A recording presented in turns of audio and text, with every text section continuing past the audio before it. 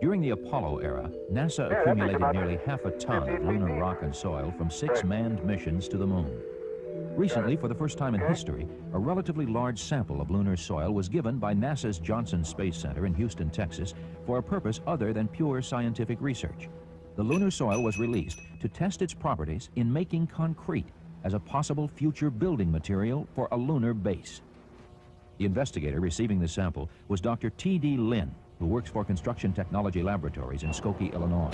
From the 40-gram sample, Dr. Lin plans to make one 1-inch square cube and 3 mini tablets roughly the size of sticks of chewing gum. Basic engineering knowledge will come from tests that may relate the material's strengths to building structures, with an ultimate long-range goal of someday building a permanent station on the surface of the moon. Here on Earth, concrete is the backbone of our construction industry. The concrete used in pouring the foundations for this house had its beginnings in a quarry where many key ingredients are mined. Preliminary test results indicate that concrete made from lunar soil is twice as strong as that specified by standard American building codes and may need minimal processing. Concrete is one of several materials being investigated for building on the moon, according to Dr. Wendell Mendel, planetary scientist at the Johnson Space Center. If you can make a brick on the moon and you don't have to import the brick from the Earth, then you've saved an enormous amount of money by not having to ship the mass through the transportation system. So that's a tremendous incentive for learning to use lunar materials. NASA scientists feel that the very first base on the moon might consist of a series of modules brought to the moon's surface and buried in order to provide protection from cosmic radiation and the harsh lunar environment. After the base camp, there would be an evolving complex, depending very much upon lunar resources for building materials. One person very much interested in what this base might look like is Dr. Peter Land, an architect and professor at the Illinois Institute of Technology. His designs are simple, direct, low-slung buildings that consist of shielding heaped with lunar soil and independent inflated structures underneath, housing all lunar base functions. A small group of architecture students at the University of Houston has developed an 8-year program for setting up a manned base on the moon. Again, Dr. Mendel.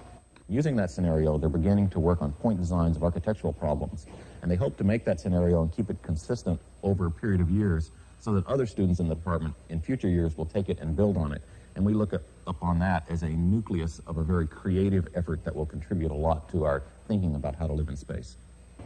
By using computer models, Sam Jimenez maps out a configuration of 5 living and laboratory modules. Through time, these modules could be expanded to maintain 3 distinct areas, all linked together into a centralized base, but capable of growth if needed.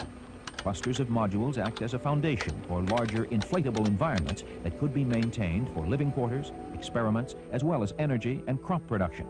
The base would be shielded from cosmic radiation by bags of lunar soil heaped over the modules and inflated structures, with causeways to any section of the base. For many, the idea of building a lunar base seems very distant, but much of the technology exists today.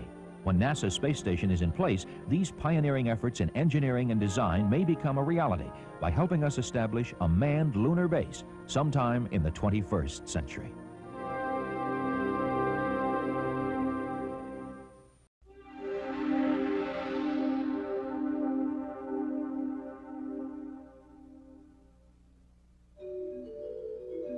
During the Apollo era, NASA accumulated nearly half a ton of lunar rock and soil from 6 manned missions to the moon.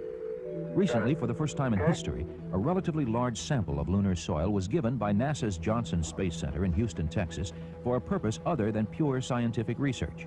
The lunar soil was released to test its properties in making concrete